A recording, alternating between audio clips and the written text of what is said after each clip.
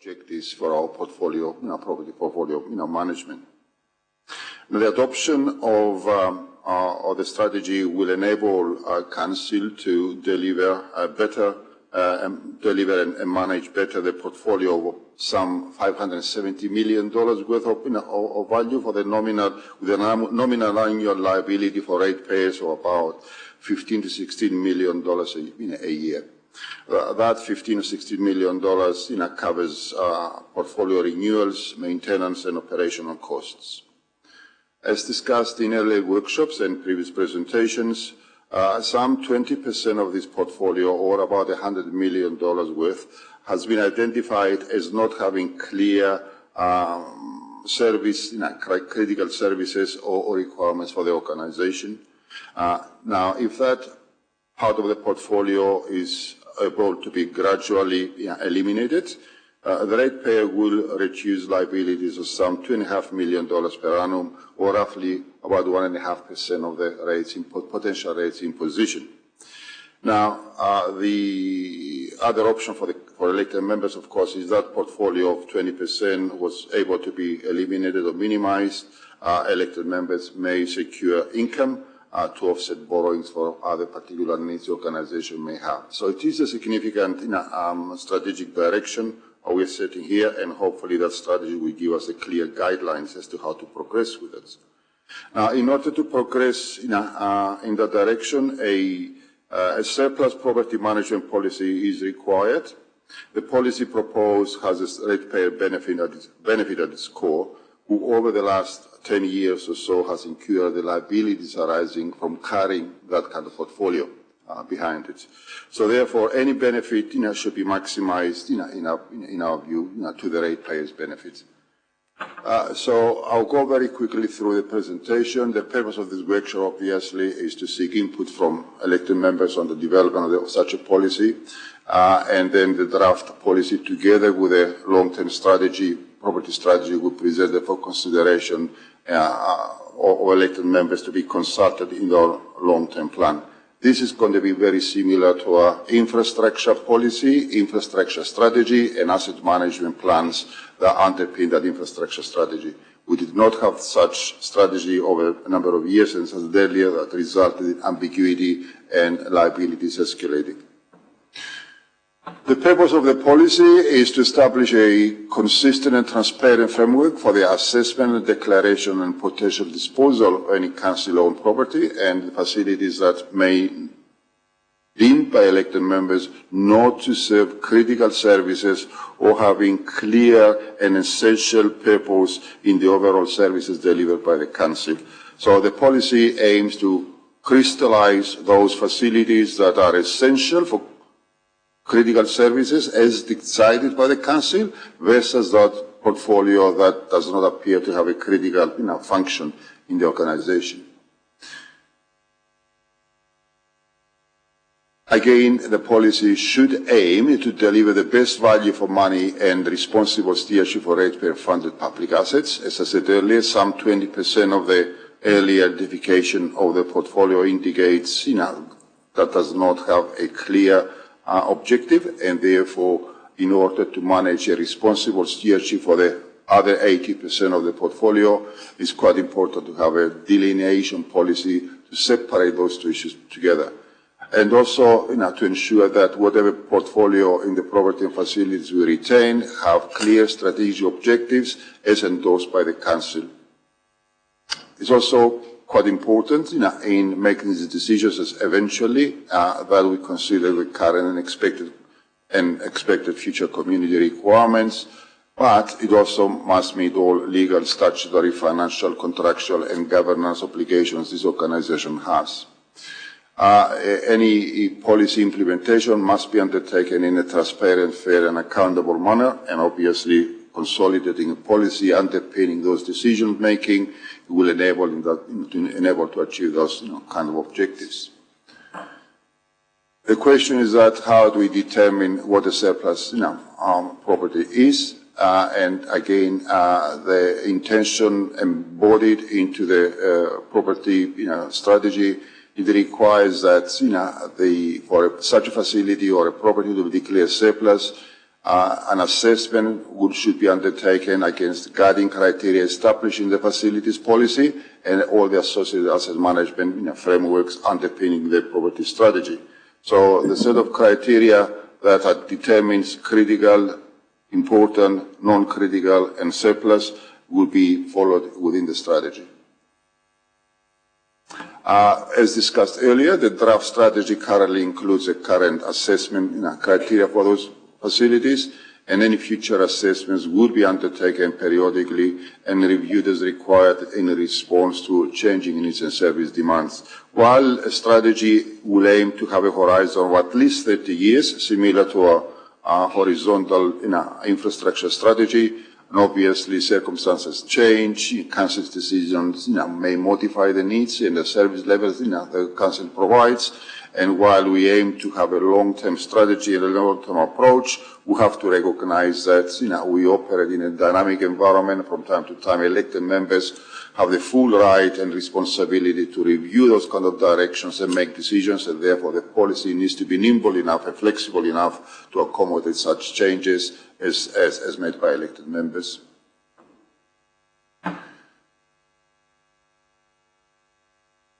Again, we are suggesting in the long-term strategy that in order to have some consistency and some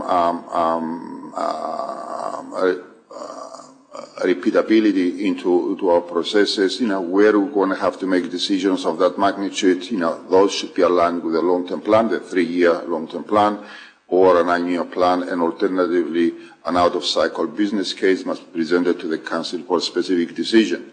So in order to stay attuned to and faithful to the general direction, obviously Council has instruments where it's making a 3-year review of the long-term planning. Obviously every year you following an annual plan, reconsideration and review, and you establish perhaps new priorities or new emerging issues, but also to maintain an ability where you have a particular case where it requires some urgency behind it, a business case will be developed as an out-of-cycle business case to be presented to elected members so you can make decisions in a prudent and an appropriate manner. It's always challenging when councils and public authorities have to make decisions about the disposal of a public asset, because facilities are a public asset, have been bought, built and maintained by the ratepayer, and obviously a comprehensive due diligence process should be completed, and that process should identify all the potential claims, legitimate interest into that property or facility, any statutory obligations relating to the property, confirm the Council's ability to dispose the policy before a decision has been made, and follow the methods of disposal outlined in this kind of policy. Primary objective behind that, those due diligence is to ensure that all legal and contractual obligations are discharged effectively by the Council before we progress to give effect to any decision in that direction. Now, unless otherwise resolved by the Council or required by statute or regulation, Council property should be disposed by public auction, public tender, private treaty, or other method as deemed appropriate and as determined by each individual business case. Selected divestment methods should reflect the nature of the property. Again, we have quite a large number of such properties that everyone has got some unique history, unique background, unique utilization, and obviously the nature of the property has to be taken into consideration.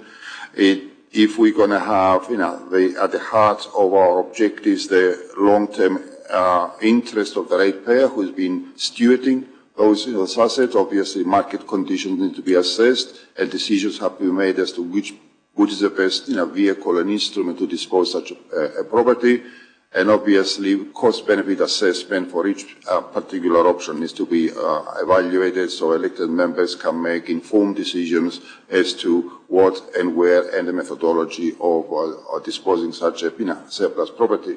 And obviously the desired sale outcomes should be endorsed and adopted by the Council so officers can go away and utilize the appropriate instruments to achieve those kind of sale outcomes. I think sort of in general terms, the purpose of this workshop here today is to get your feedback, because later on in August, when the strategy will come in front of all the council for adoption and consideration in a long-term plan, an appropriate disposal policy for surplus property should be also included in the process. So we, as officers, you as elected members, and the community have full transparency as to this decision making, and then obviously in future times when we give effect to this kind of direction, we need to be able to revert back into the policy guidelines and make sure that we tick all the boxes, tick all the requirements of such a policy. So that's our presentation now, Madam Chair, and happy for myself and others to take any questions, any feedback you may have from that, in order to make any potential adjustments to the policy before it comes to the Council later in August. Thank you very much. Thank you very much, Stavros, and also welcome Sam here too to answer any questions if you have any. So, Councillor Sanford. Thank you, Madam Chair. I like going first with the questions today. First question, just from my understanding, so I just can understand how this is going to work. Is there going to be a policy for identifying what that excess property is, and then another policy for the disposal of the property, or is it all wound into one policy which is both identifying and disposing of? There are two policies, the policy of identifying what is a critical, importance property versus non-critical, let's say, and then depending on a whole range of other criteria and weightings, we will decide where this is non-critical, for example, it's got low utilization, it's got high liabilities, and the best option is actually to dispose that policy. Thank you for that. That makes sense to me. I guess then, as we're talking about both those policies in this workshop then, just a comment from me in terms of disposal, and as a personal opinion, and it might be covered in the disposal methodology, I'm not quite sure, would just be that I personally would like to see, for example, if we're selling a piece of bare land that we're not used, it's been deemed surplus, that we're not just selling it for the best price that we can get, we're actually selling it to get, achieve other outcomes. So, the purchaser of that is going to build XYZ on this land. That to me is, I would rank that as higher than just getting the best price for it, because I don't really want to see someone land banking when we're selling in a low market for 5 years so they can sell it on in 5 years for a high price.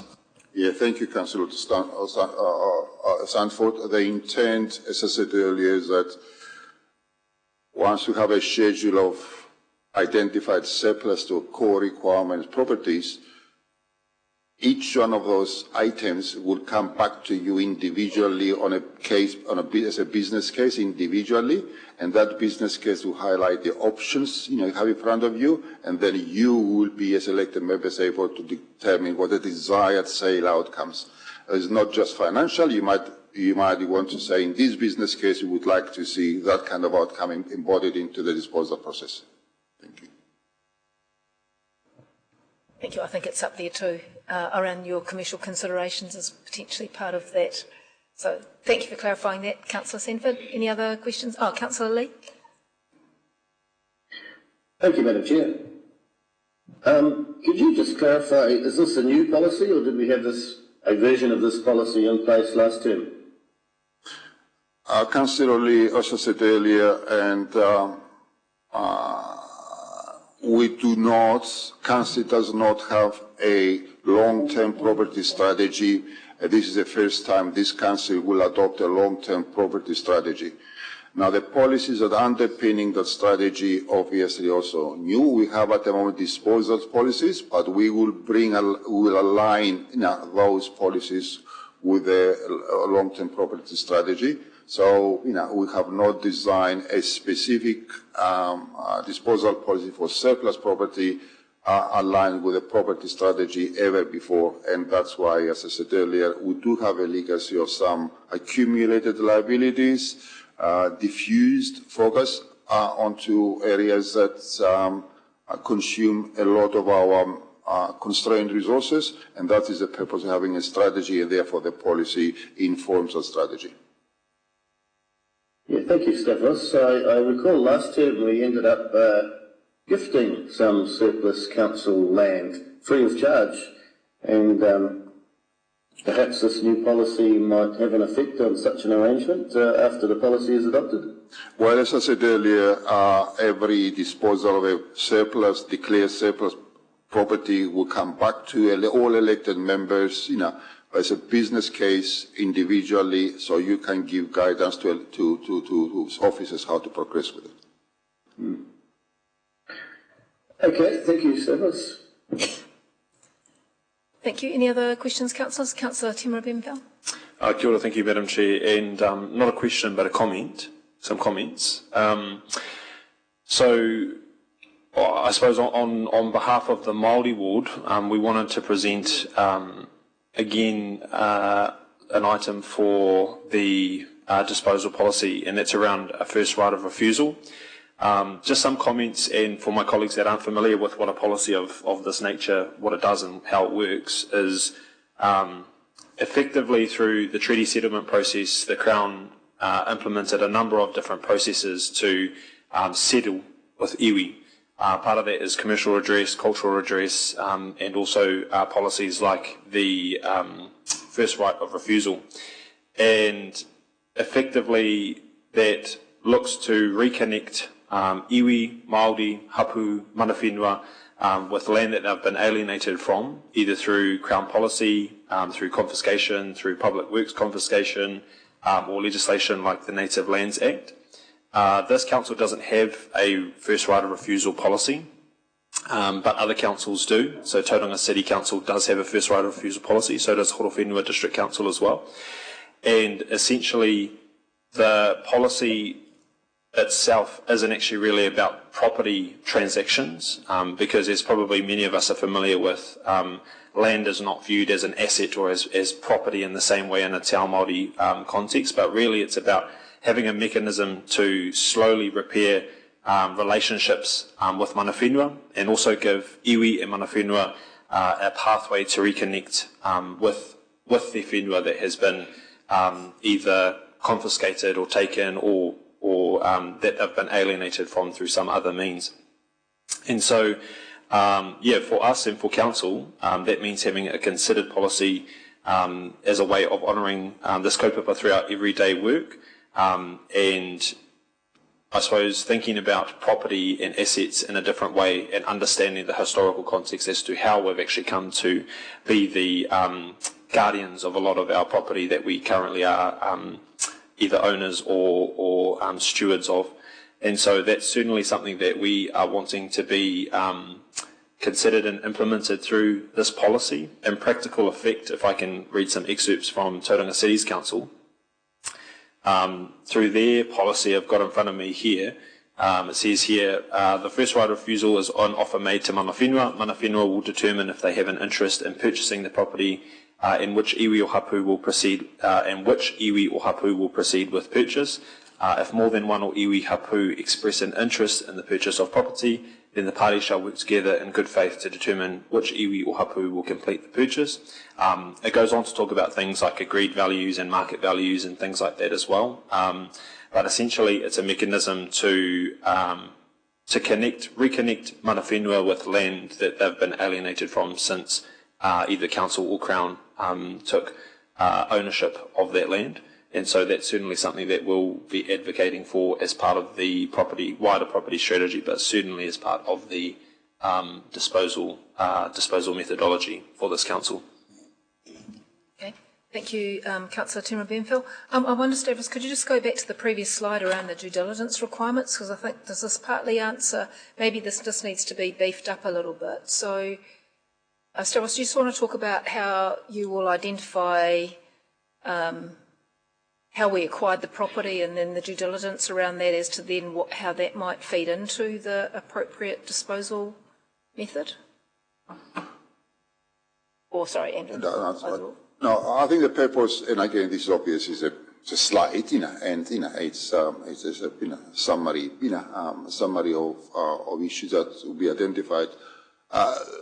Obviously, the history of a particular property, how it's been acquired, what influence of the acquisition, how it's been managed, who's got a legitimate interest, you may have an active interest into that process, needs to be presented in each individual business case.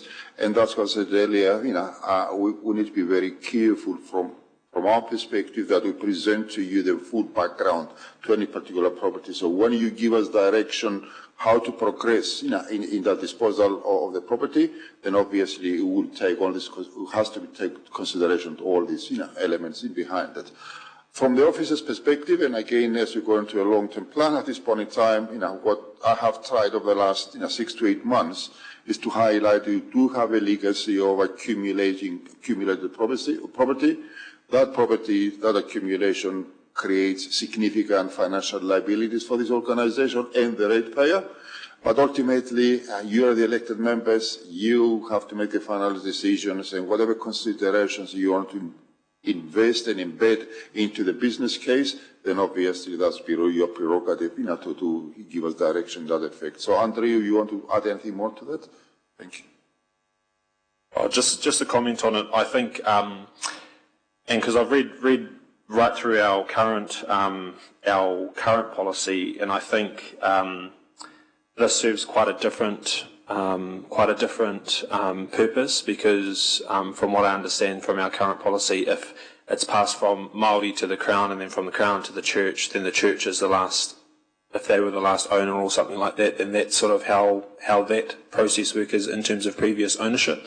And I think we saw that with the Haupapa Street sale, where the previous owner was the Anglican Church, and so they were the previous owner. But with absolute confidence, I can say that every piece of land in this district was at one point Māori land. And so with that historical context, that's where the first right of refusal policy comes through, because despite what's happened between then and now, at some point in its history, that's where it started. And so that's what this policy seeks to restore, is that relationship between land that has been alienated from mana whenua through various historical means, and provides this council with very, very clear arrangements under our policy for what that looks like. And so, yeah, it serves a very different purpose to what to merely identifying all potential claims or identifying potential historical contexts and things like that. It's very, very clear in its intentions and in its purpose. So, yeah, that's my comment with regards to that. Can I just ask? Oh, sorry.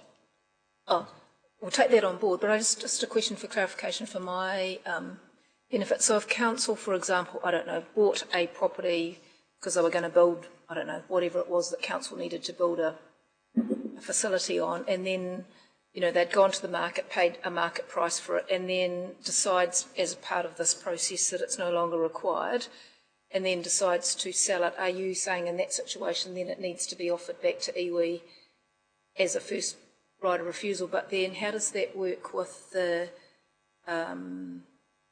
disposal method? So are you saying then that it should just be offered back to iwi, or should there be some process around how we identify what would potentially be a market value? Or yeah, absolutely, and I think it all depends on the context of that land. So in the other council policies, they take things like market value into account. But for example, if it's a historical reserve that's been held by council since the endowment of land to council from the Crown, then that would have a separate context. But yeah, in that context, depending on how our policy is framed, it could be either at a market rate or at an agreed value. But yeah, certainly we couldn't paint all land in the district with the same brush, but understanding the historical context of each separate land transaction separately. But it would enable, depending on our policy, mana whenua or iwi or PSGs, whatever the policy identifies, to have that first right of refusal to say the council is disposing of land. Are the iwi interested in reconnecting with that particular land in that particular area or mana whenua, and if not, then it follows a process of open market. But there's great examples in Tauranga City. They've actually got their policies quite clear around some of those things. Certainly there's things that I think we can improve on, but other councils also have that as well. So in that context, that's from my thinking and from the examples that currently exist across the country, that's what would be the a potential process. Okay, thank you. I think Stavros has also outlined in what you were mentioning around the disposal methodology and the business case, which would reflect, I think, some of those things. So maybe we just look to staff to take on board some feedback as to how we can sort of have the clauses drafted so that it kind of captures the essence of what we're trying to achieve around business case, methodology, value, how it's sold, commercial outcomes, all of those other considerations as well. So yeah, and I think just on that too, I think that's a really good point, is I think also ensuring that our Te Amorangi unit is also a part of those, a part of the drafting or at least the ideation of what those policies and frameworks could look like, because I think it is a meeting of two different views around what purpose property serves or what property is, and so I think that's is a critical part in terms of the shaping up of that policy. But yeah, and I just wanted to say one thing on that as well. Sorry, talking heaps, but is that if something can be drafted and brought to, if we can have that as an action as we've outlined here and brought to council to review, so we can actually see what that looks like, because I think this is the fifth time I've brought this kaupapa to either a council workshop or a council meeting. So remembering, Councillor Tirambe, this is just a workshop, so we're just trying to work through the different phases of the strategy, so identifying the properties, looking at policy, and then there will be a decision point later on. So that is when you'll get the full policy in draft, and then council will have the opportunity to sign that off. So yeah, that makes sense. Yeah, no, I'm just making it very clear. No, I think so do any other councils have any other points that they wish to discuss on the proposed pathway to get the policies drafted? Councillor Barker, were you? I'm just trying to, in my head, picture how this will work, and how do we actually have a clear market value for a property if there's already a process that heads down the track of offering it to someone else. How do you determine the market value if it doesn't go to market? That would be my question to the team and to whoever. If I can have a crack at it, in the Tauranga City policy, they have a process of contracting to independent valuers to provide a market value. So potentially that could be something that we could look at. I don't know if there's a different view from Stavros, but I'm sure there's a way of identifying the market value of a property. Actually, I might just jump in. I think, Councillor, what I'm hearing from you, there's two other councils you've referred to. Can we go away as staff and try and understand how those work in practice, and maybe try and bring something forward next time that fleshes out some potential pathways where there's the opportunity to just be additive and add things to the policy? We will. If there are decision points that council needs to make, we'll identify those and bring those forward as well. So. Yeah, thank you, Marcy. Just to confirm a couple of things. Later on this month, the overarching strategy will be presented for adoption, which creates guidelines as to the utilization and the purpose of properties we've got.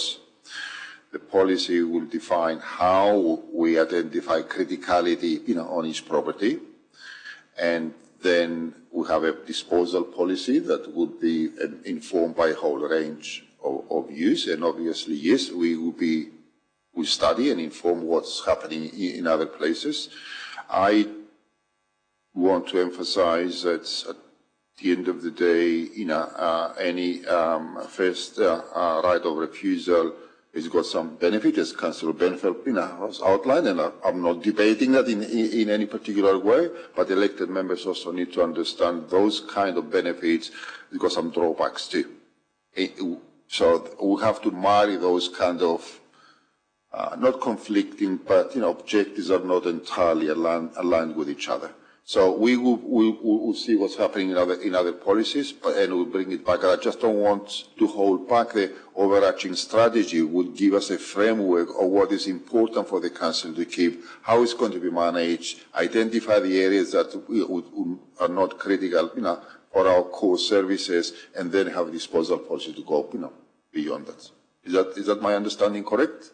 Yeah, I just wondered, Stavros, is it because each disposal of a property will be subject to a council decision? That's correct. That rather than having too prescriptive a policy, which makes it potentially difficult to apply when we've got to look at all the different things, whether the policy provides, I suppose, the guidance for councillors to consider when they finally make the decision.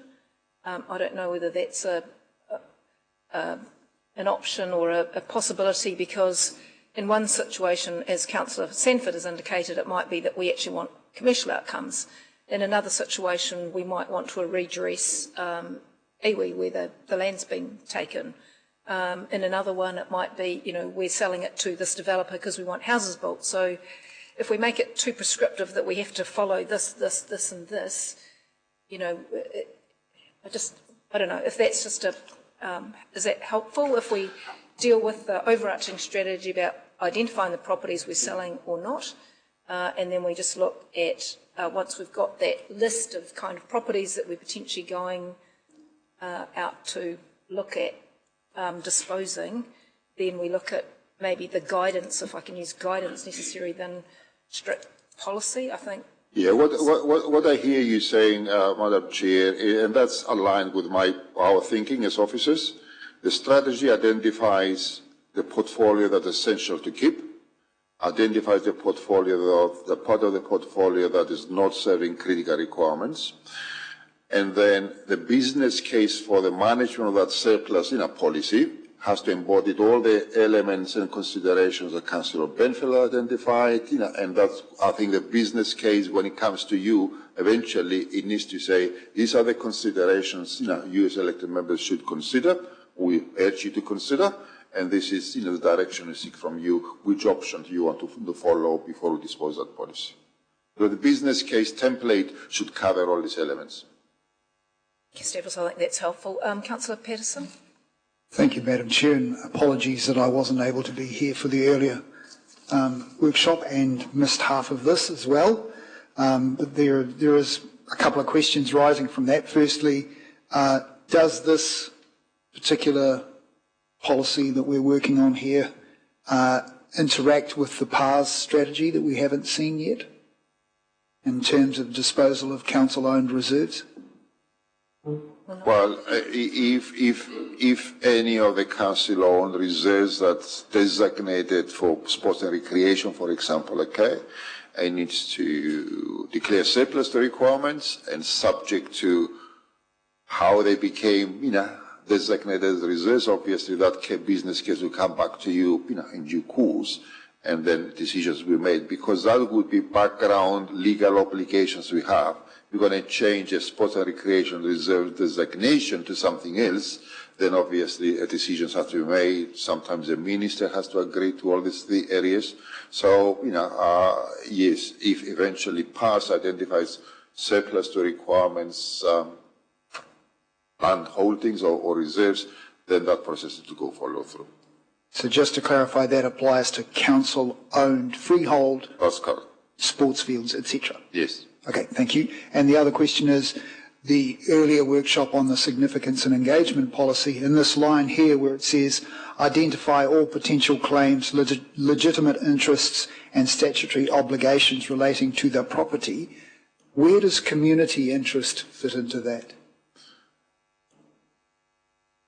Well, the community interests should be considered as part of the overarching property strategy. If you recall, we had a number of workshops about that. The property strategy identifies the portfolio that supporting critical services, and the property strategy identifies areas based on a number of criteria that are not critical to services. That strategy will be consulted, with the community as part of the long-term plan, at the same time as we're consulting for our infrastructure strategy. So people will have an opportunity to say, we agree with this kind of definitions or not. Okay, thank you. Maybe if I can just add to that, maybe I think this is maybe the point, is maybe you're looking for a more explicit reference to the significance and engagement policy within this strategy, potentially. Well, it's just that where would that fit in? How does this link with that? We'll take that as an action point to think about that as well. Okay, thank you. Also, I just wonder for clarification, there is in the Stella from the previous workshop that was held in June, and perhaps Russell, you can correct me because I wasn't here then for that one, but there was the piece of work that the councillors were presented with the potential properties that were identified, and so we were not talking about reserves in that strategy. Yes, no, I understand that, but at that same time, I think I've already asked the question and I was told, no, that will be dealt with in the PARS. So I was just trying to clarify if that's still the case. Thank you. Okay, we still have a PARS strategy to come. Councillor Maxwell. Thank you, Madam Chair. Can we go back to the last slide, the one on disposal mythology?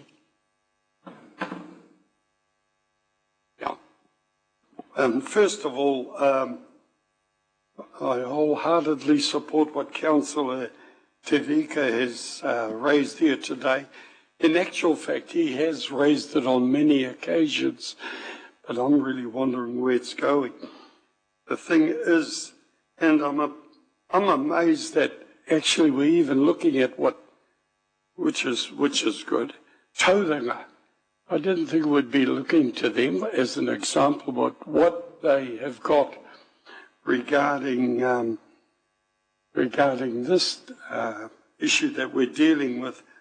I think it's something that I'm pleased to hear the CE said he'd like to look at how they're doing it, because deep down in my own heart, where does it actually reflect? Now, I'm looking at something that says private treaty. Are we talking about Treaty of Waitangi, or what are we talking about? Well, no, it doesn't talk about Treaty of Waitangi because its council has no Treaty of Waitangi obligations, Council of Maxwell. I thought we do. Well, in terms of, okay, I won't go into this. I think private treaty, that means is that historically some people enter into agreements for someone to give the property to the council to manage, for a particular reason, and to investigate what is the background of such treaties. Definitely this is not meant to be Treaty of Waitangi, consideration. Then what is private treaty? Sorry, Councillor, I think from a legal perspective, it's kind of a private agreement or private contract. That's the wording, I think, that's intended for private treaty in these circumstances. Okay. Yep. Okay. Thank you all. Thank you. Councillor Lee, is that your hand up again, or is that from before? No, that's freshly up, Madam Chair. And thank you, Councillor Otokoa Tate. I'll take Councillor Lee first. I have seen your hand and I'll come back to you after that. Thank you, Madam Chair.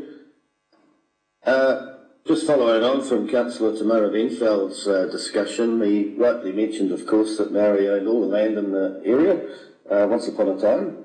I was wondered, and he's concerned about land that's confiscated or stolen.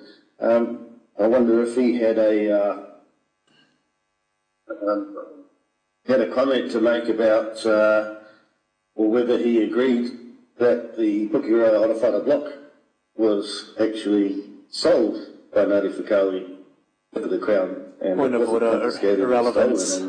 Would he be happy that the Pukeroa block was excluded from? I think we're deviating away from the purpose of this workshop, Madam Chair. Councillor Lee, I don't think that's appropriate for that question to be directed to another councillor. So I think, unless you have another question, I'm going to move on to Councillor Otokoa Tate.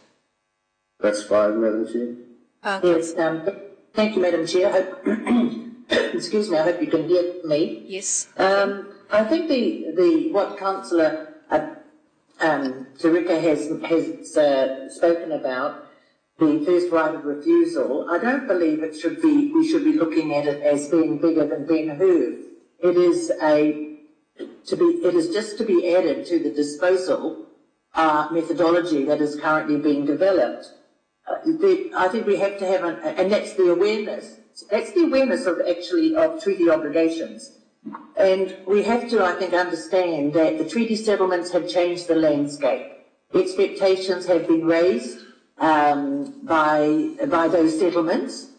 And also there is an opportunity for this council to address the inequities that have developed over such a long time. We can do something about that. We know the lands that were gifted. We certainly know, many of us have certainly a big understanding of those lands that were taken under the Public Works Act. You will know that has, over the years, that was definitely abused.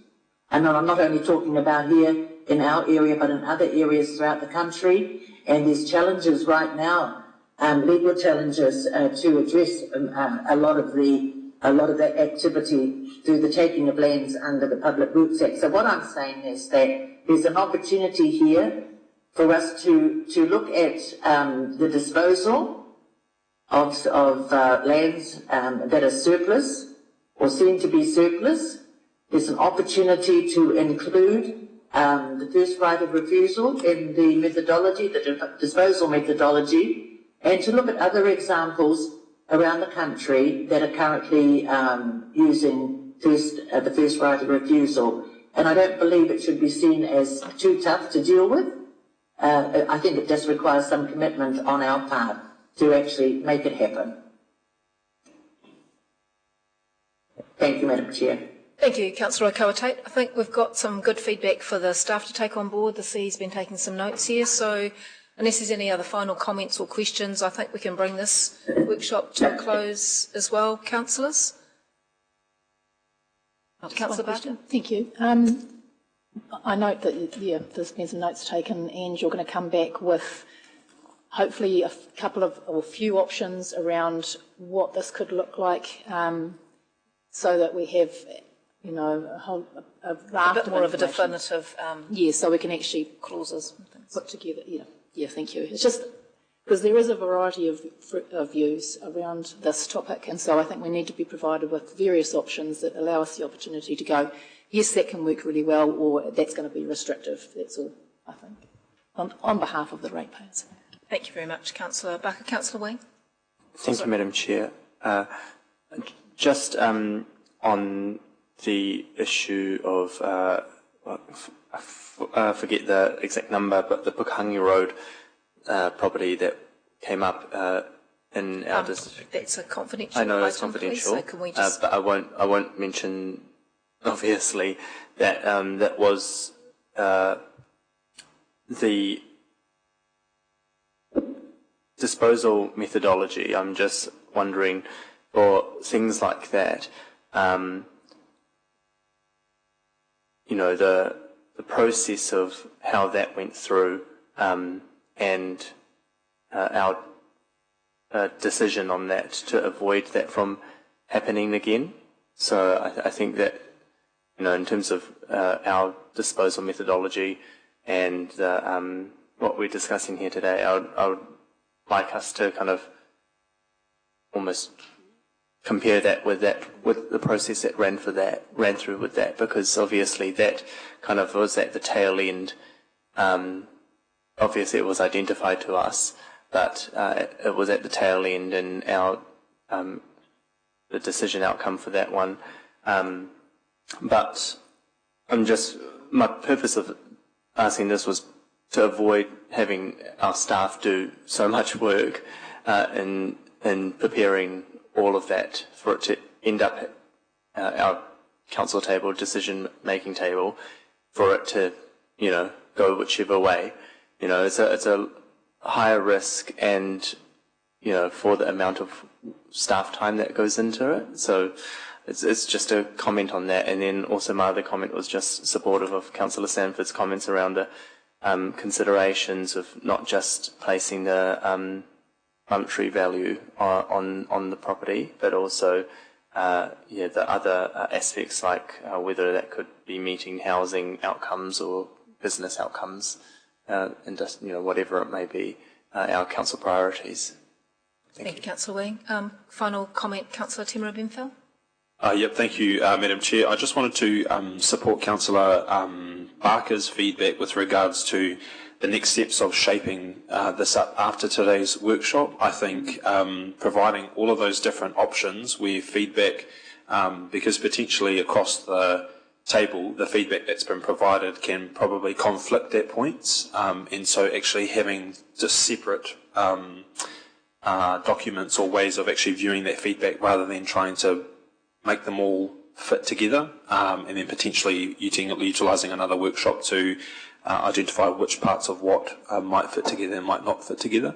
But yeah, just taking on board, for example, I think you made a comment earlier regarding something or rather, and at the time that's probably not something I would support, but I would still be interested in looking at what that might look like written out as a policy, but separate to the other suggestions that have been made. So yeah, if that's something that can be carried forward in the way that staff shape up those recommendations, that would be very helpful.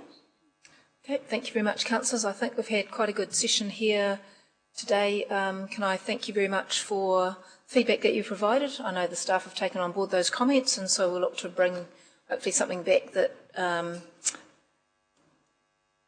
is the basis of the feedback that's been provided today. Thank you, Russell, and for coming along today, even though we didn't need you to answer any hot seat questions. Thank you, Stavros. Thank you to Sam at the back as well. Councillors, that will close today's workshops and council meeting. So can I ask Councillor Maxwell / Timera Benfell to close the meeting? Not anything if you want. He noi tātou, kia tau anō, kia tātou katoa te ata whai o tō tātou ariki ai Ukraiti, me te aroha o te atua, me te whiwhingatahitanga ki ta wairua tapu. Ai anei ake tonu atu, āmene. Kia ora koutou. Kia ora, Councillor Maxwell. Thank you very much, councillors. Call the workshop to a close. 2 o'clock. Next week. It's not really good.